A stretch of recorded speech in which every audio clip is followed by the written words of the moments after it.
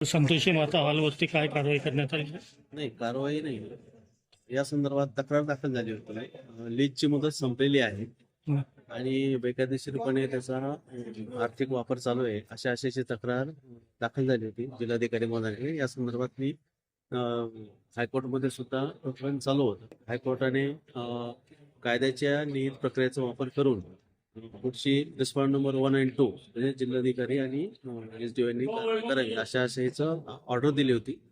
त्या ऑर्डरला सुद्धा 1 वर्षाचा कालावधी झालेला होता. त्यामुळे कंटेंट ऑफ कोर्टच्या याची भीती होती म्हणून जिल्हाधिकारी महोदयांच्या आदेशाप्रमाणे आणि निर्देशाप्रमाणे सदर जो हॉल आहे तो हॉल ताब्यात घेऊन नगरपालिकेला सुरू करण्याची आजची कारवाई चालू आहे. सर, ही जी नगरपालिकेची जागा आहे ही किती करारनाम्यावर 30 वर्षाच्या करारनाम्याने दिलेली होती, मात्र त्याला शासनाची मंजुरी नव्हती आलेली आणि शासनाकडे सदर प्रस्ताव 2000 मध्ये पाठवला गेला.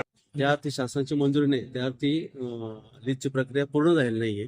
त्यामुळे आपोआपच ही जी जागा आहे ती नगरपालिकेची आहे हे सिद्ध झालेलं होतं. त्यामुळे नगरपालिकेच्या वतीने प्राधिकरण केल्यामुळे मी आता ही जागा नगरपालिकेला ताब्यात घेऊन देणार आहे. सर, पण त्यांचं जे करारनामा आहे अजून त्यांचं 10 वर्ष बाकी आहे आणि दुसरं नाही, जे न्याय प्रशिष्ट त्या याच्यामध्ये कराराला किंवा लीजवर देण्याच्या प्रस्तावाला शासनाची मंजुरीच नाहीये.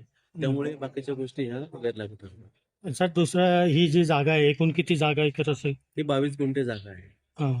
मग ही जी करारनामा करण्यात आलं होतं तर कोणत्या काळामध्ये केलं होतं? हा साधारणतः 2000 मध्ये झालेला करार होता, म्हणजे प्रस्ताव टाकण्यात आला होता.